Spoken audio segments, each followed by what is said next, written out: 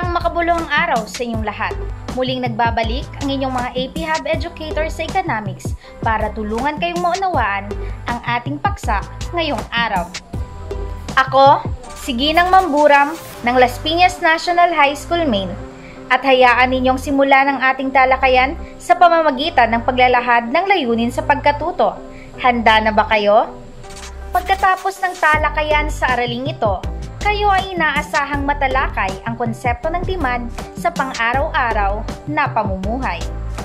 Kapansin-pansin na anumang gamiting paraan, demand function, demand schedule at demand curve ay makikita ang pagiging magkasalungat ng presyo at demand. Ano pang hinihintay ninyo? Tara na't simulan ang ating talakayan sa tulong ni Ma'am Fichelle.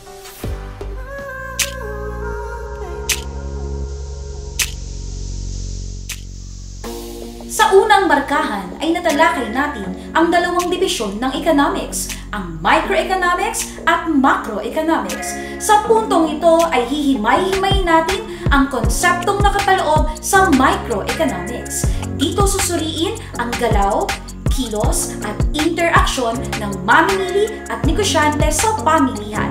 Kaya naman mahalagang maunawaan ang konsepto ng demand. Ano nga ba ang kahulugan ng demand? Ano-ano ang mga pamamaraan upang maunawaan ang konsepto ng demand? At ano ang isinasaad sa batas ng demand? Tara, sabay-sabay nating tungkasin ang mga kasagutan sa mga katanungang ito. Maghanda na ang lahat at makinig sa talakayan sa tulong ni Ma'am Charmaine.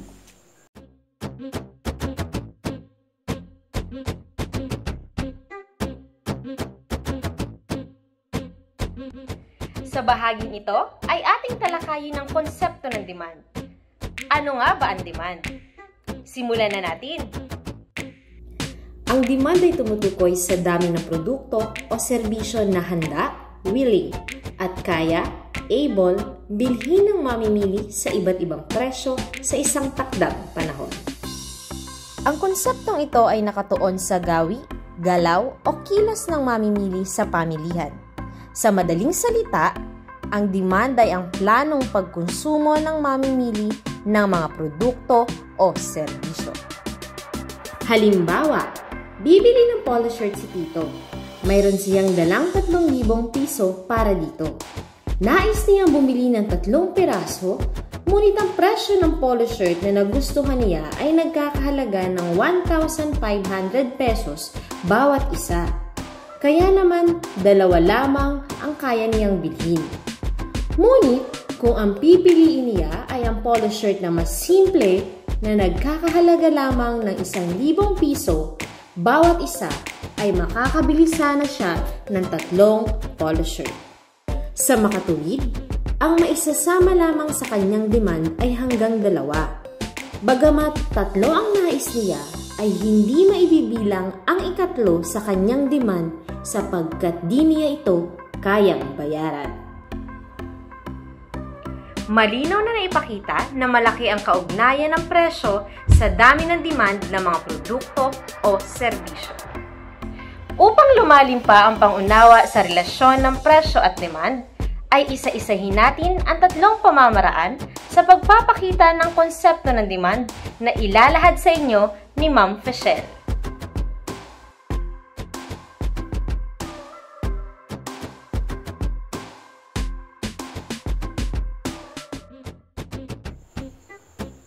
Sa puntong ito ng talakayan ay dapat mong maunawaan ang relasyon ng presyo at demand.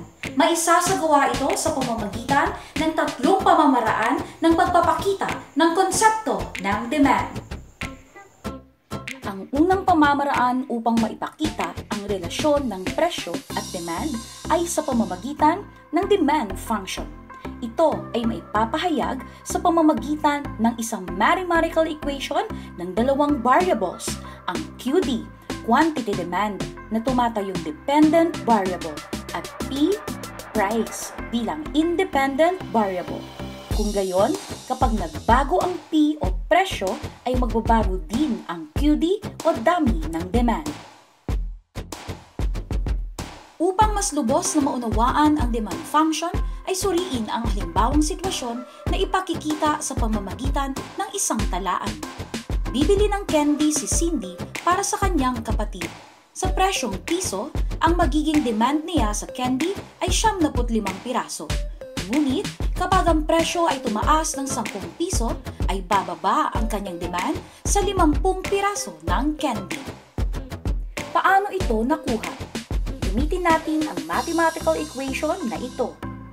QD, quantity demand, is equal to 100 minus 5P. Price.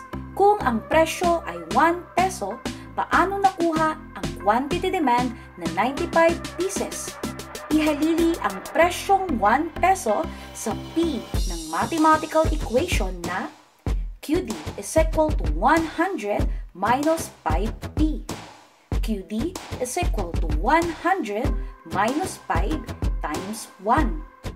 QD is equal to 100 minus 5. QD is equal to 95 pieces na candy. Kung ang presyo naman ay 10 piso, paano nakuha ang dami ng demand ng 50 pirasong candy? Ihalili ang presyong 10 piso sa P ng mathematical equation na QD is equal to 100 minus 5P. QD is equal to 100 minus 5 times 10. QD is equal to 100 minus 50. QD is equal to 50 pieces ng candy. Paano naman kung ang presyo ang i-compute natin gamit ang dami ng demand o quantity demand? Gamit muli ang equation na QD is equal to 100 minus 5P. Ihalili ang 95 na QD dito. 95 is equal to 100 minus 5P. I-transpose ang negative 5P upang ito ay maging positive 5P is equal to 100. I-transpose ang positive 95 upang ito ay maging negative 95. Kaya mabubuo ang 5P is equal to 100 minus 95. 5P is equal to 5. Divide both sides by 5. 5P divide 5 is equal to 1P. 5 divide 5 is equal to 1. Final answer, P is equal to 1. Kung ang dami ng demand ay 50 pirasong candy, gamitin muli ang equation na QD is equal to 100 minus 5P. Ihalili ang 50 na QD dito. 50 is equal to 100 minus 5P. I-transpose ang negative 5P upang ito ay maging positive 5P is equal to 100. I-transpose ang positive 50 upang ito ay maging negative 50. Kaya mabubuo ang 5P is equal to 100 minus 50. 5P is equal to 50. Divide both sides by 5. 5P divide 5 is equal to 1P.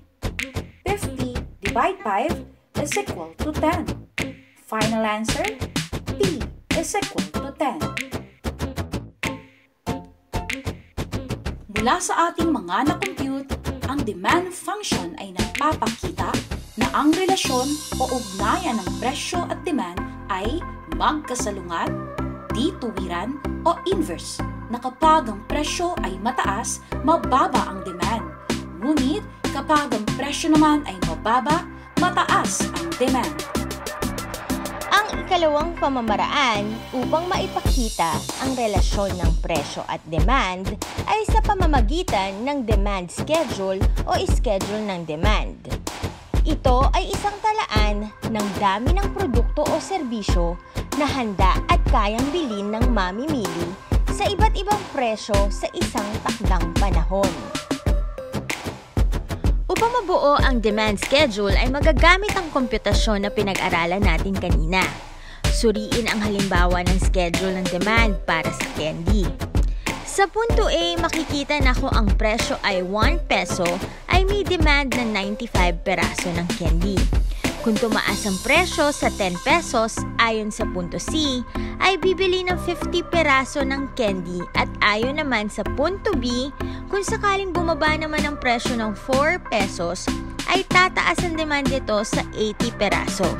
Kung sakaling tumaas muli ang presyo ng 17 pesos, ay bababa muli ang demand nito sa 15 peraso. At kung bumaba ang presyo sa 12 pesos, ay tataas ang demand ng 40 peraso.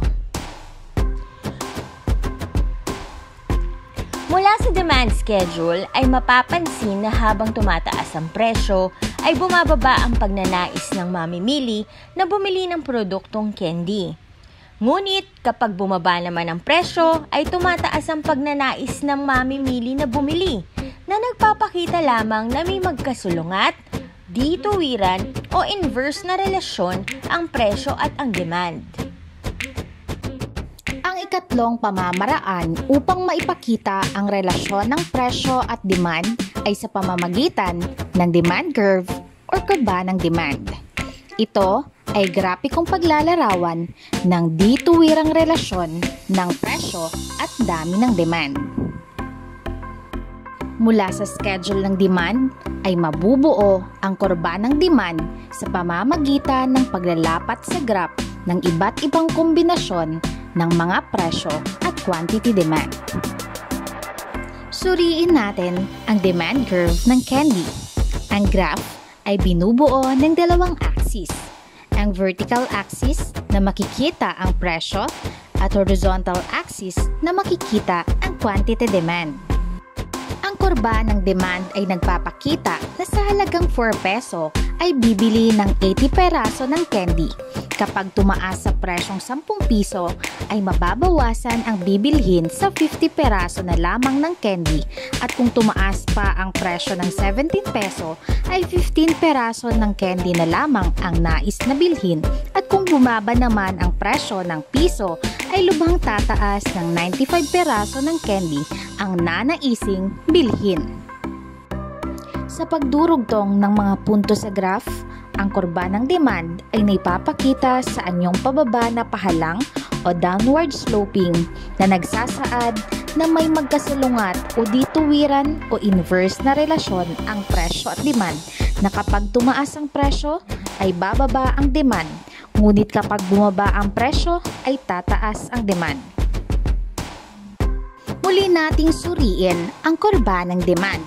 Mapapansin na ang paggalaw ng demand ay nakabatay sa paggalaw ng presyo, na kapag tumaas ang presyo ng 10 piso mula 4 na piso, makikita sa graph na lilipat ang punto mula B patungong C. Kung bababa naman ang presyo mula 17 pesos patungong 12 pesos, ay makikita sa graph na lilipat ang punto mula E patungong D. Tandaan, mangyayari ang paggalaw ng demand curve kung ang salik na nakakaapekto ay ang sariling presyo ng produkto. Ito ay ang tinatawag na paggalaw ng demand sa iisang kurba o movement along the demand curve. Kapansin-pansin na anumang gamiting paraan, demand function, demand schedule at demand curve ay makikita ang pagiging magkasalungat ng presyo at demand. Mula sa paglalarawan ng konsepto ng demand at relasyon ng demand at presyo, ay maipapahayag ang batas ng demand o law of demand. Ang batas ng demand ay nagsasaad na habang ang presyo ng produkto ay tumataas, kakaunti ang handang bilhin ng mamimili, ngunit kapag ang presyo ay bumaba, marami ang handang bilhin ng mamimili, habang walang ibang salik na nakakaapekto sa demand maliban sa presyo o ceteris paribus. Tandaan, ang demand ay tumutukoy sa dami ng produkto o serbisyo na handa at kayang bilhin ng mamimili sa iba't ibang presyo sa isang takdang panahon. Ano man ang gamiting paraan, demand function, demand schedule o demand curve, ay makikita ang magkasalungat na relasyon o ugnayan ng presyo at demand. sa batas ng demand. Kapag mataas ang presyo, ay mababa ang demand sa mga produkto o serbisyo. Ngunit kapag mababa ang presyo, ay mataas ang demand sa mga produkto o serbisyo. Habang walang ibang salik na nakaaapekto sa demand maliban lamang sa presyo. Ceteris paribus.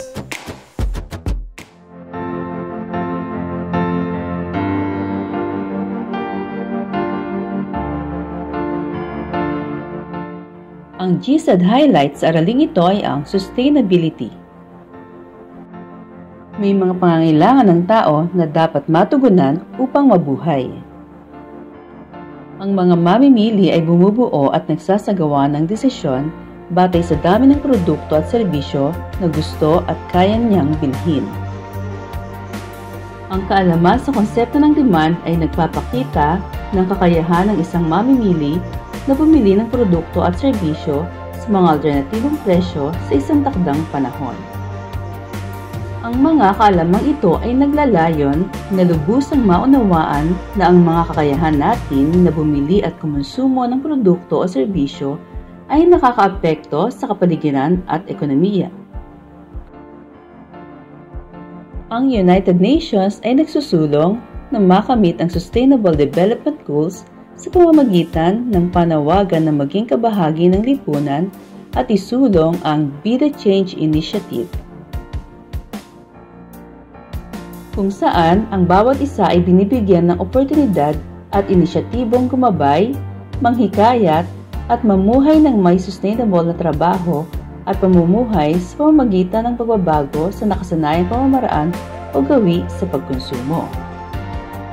Bilang pagtugon dito, ipaalam sa iyong pamilya, mga kaibigan, at sa iyong pamayanan ang tungkol sa simpleng pagkilos na maaaring gawin sa pang-araw-araw na pamumuhay. Ang paggamit ng bisikleta bilang isang uri ng transportasyon upang mabawasan ang polusyon sa hangin at pagtangkilik sa mga lokal na produktong pagkain bilang suporta sa ating mga magsasaka ay ilan lamang sa mga dapat gawin. Marapat lamang na makilahok ang lahat sapagkat ang mga simpleng hakbanging ginagampanan ng bawat isa ay makatutulong sa pagtatamo ng sustainable use of resources. Bilang mamimili, gamitin ang kaalamang ito upang maging matalino sa bawat pagkonsumo at maging kaagapay ng United Nations sa pagkakamit ng mithiing magkaroon ng maunlad at maayos na kapaligiran, lipunan at ekonomiya. Ngayong natapos na nating talakayin ang konsepto ng demand, naway makatulong ito sa inyo ng lubusan. Gamitin ang mga kaalamang natutunan sa pang-araw-araw na pamumuhay.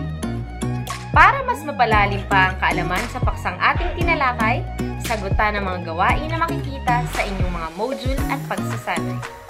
Muli, isang mapagpalang araw sa inyong lahat. Matalinong desisyon, mahalagang pairalin. Daan sa ekonomiya, masasandalan natin.